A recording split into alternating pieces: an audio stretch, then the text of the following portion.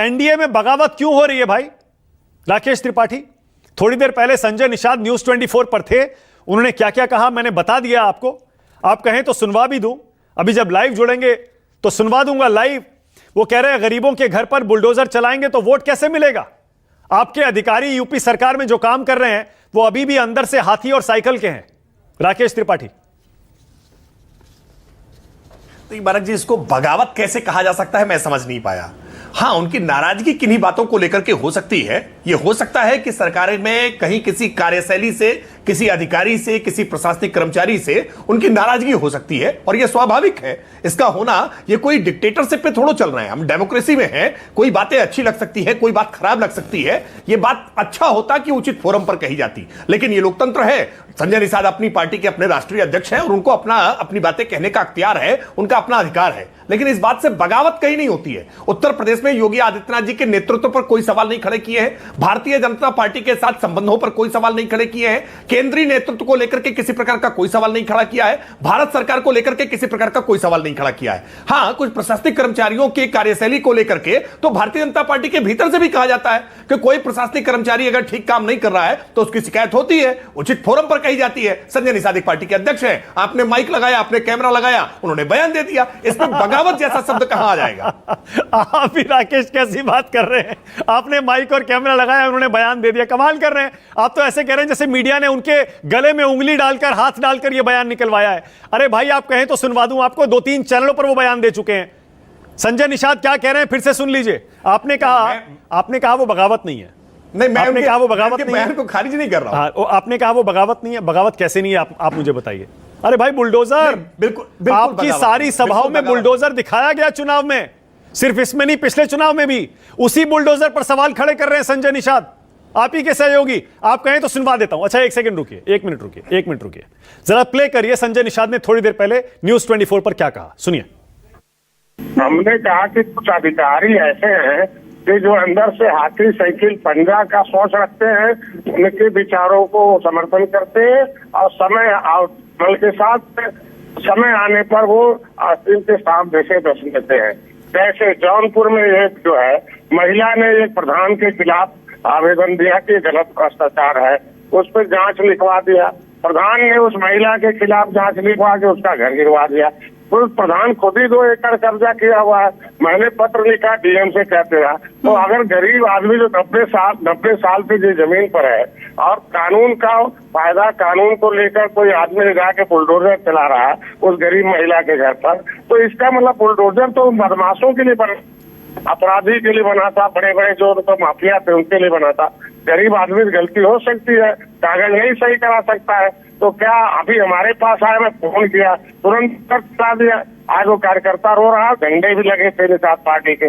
मेरे कहने का मतलब ऐसे ही अधिकारी कुछ है कि जो है, मैं तो धन्यवाद दूंगा माननीय मुख्यमंत्री को, जब उनके संज्ञान में आता है जांच कराते हैं, ऐसे अधिकारियों के खिलाफ बहुत कठोर कार्रवाई करते। ऐसे बहुत रहे होंगे। और उस गरीब महिला का घर थोड़ी अधिकारी उजाड़ा था, वो तो हम लोगों को उजाड़ा है ना, वो काहे वोट देगा। इस तरीके से बहुत ऐसे हैं। जैसे आज ही देख फैजाबाद में है, फैजाबाद अभी संवेदनशील है, विपक्ष उसको उठा रहा है। वहाँ एक गाँव है, उस गाँव की सड़क चल रही है। ओके, तो ये देखिए, एक उदाहरण संजय निषाद ने बनाया। राकेश त्रिपाठी मुख्यमंत्री की तारीफ संजय निषाद जरूर कर रहे हैं, लेकिन जैसे मैंने कहा, इसका मतलब आपकी इस कड़े प्रशासन वाली सरकार की नाक के नीचे गरीबों के घर बुलडोजर से गिराए जा रहे हैं और संजय निषाद कह रहे हैं वोट ऐसे कैसे मिलेगा, बताइए गरीबों का।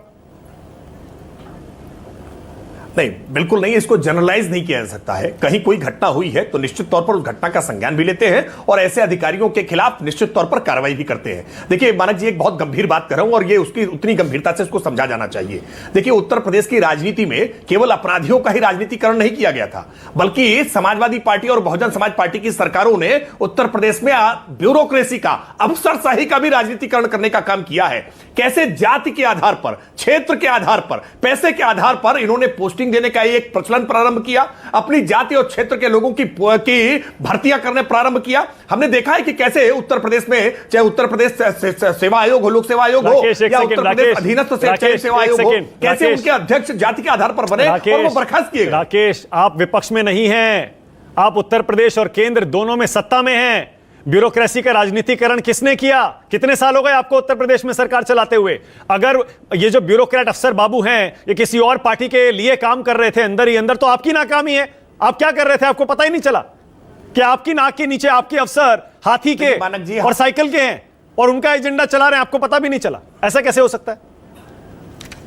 नहीं, बिल्कुल पता चलता है, पता चलता है, उनके खिलाफ कार्रवाई भी करते हैं। देखिए, मैं बार बार इस बात को दोहराऊंगा, रचनात्मक काम करने में हमेशा समय लगता है और विध्वंसात्मक काम करने में हमेशा कम समय लगता है। कम समय में चीजें बिगाड़ी जा सकती हैं। कम समय में उत्तर प्रदेश की समाजवादी पार्टी की और बहुजन समाज पार्टी की सरकार ने उत्तर प्रदेश की अफसरशाही को जिस प्रकार का रोग लगाया है ना, इस रोग का इलाज करने में समय लगेगा। राकेश, आपके सहयोगी का मैसेज शुरू किया है, आपके सहयोगी का मैसेज सिर्फ और सिर्फ ब्यूरोक्रेसी तक सीमित नहीं है। आपकी सरकार में गरीबों के घर बुलडोजर से गिराए गए, वो बुलडोजर जो माफियाओं के लिए बनाया गया था उसका दुरुपयोग किया गया, इसीलिए आप चुनाव हार गए। बड़ा मैसेज पकड़िए ना जो आपके सहयोगी दे रहे हैं। नहीं, बिल्कुल नहीं, मैं इस बात से सहमत नहीं हूं। अगर कहीं इक्का दुक्का घटना हुई है तो निश्चित तौर पर इक्का दुक्का घटना के आधार पर वहां कार्रवाई भी हुई है, लेकिन उसके आधार पर आप पूरी सरकार के प्रशासन को फेल कर दें, यह ठीक बात नहीं है। राकेश, तो क्यों हारे चुनाव? अगर ज्यादती हुई है, इंडिया गठबंधन से पीछे क्यों रह गए उत्तर प्रदेश में? आप ही बता दीजिए मुझे। हम आक्षेप नहीं कर सकते हैं। नहीं, मैं सवाल आपका सुन नहीं पाया, आप सवाल मैं कह रहा हूं आप ही बता दीजिए, यूपी में यह हाल क्यों हुआ आपका? फिर क्या वजह रही? नहीं, बहुत स्पष्ट तौर पर भारतीय जनता पार्टी ने इसकी चरणबद्ध तरीके से समीक्षा की है और कुछ महत्वपूर्ण कारण निकल करके आए कि कैसे भारतीय जनता पार्टी के कार्यकर्ता अति आत्मविश्वास में थे। हमें पूरा भरोसा था कि नरेंद्र मोदी जी की केंद्र की सरकार और उत्तर प्रदेश में योगी आदित्यनाथ जी की डबल इंजन की सरकार ने जो गरीबों के जीवन में क्रांतिकारी बदलाव किए हैं, इसके आधार पर हमको वोट मिलेगा। हम इस अति आत्मविश्वास में अपने मतदाता तक ठीक ढंग से पहुंच नहीं पाए और विपक्ष ने एक बहुत षड्यंत्र के तहत, वैसा ही जैसा 2018 के मध्य प्रदेश के विधानसभा चुनाव में किसानों से सादे कागज पर इन्होंने दस्तखत और अंगूठा लगवा लिया था कि आपकी सरकार आते ही हम किसानों का कर्ज माफ कर देंगे, और वो धोखा कैसे 16 महीने की कमलनाथ की सरकार में हुआ और उसका खामियाजा फिर से अपनी हार की जिम्मेदारी, फिर से अपनी हार की जिम्मेदारी आप विपक्ष पर डाल रहे हैं। केशव प्रसाद मौर्य क्या कह रहे हैं? पूरी बात सुन लीजिए। केशव प्रसाद मौर्य क्या कह रहे हैं?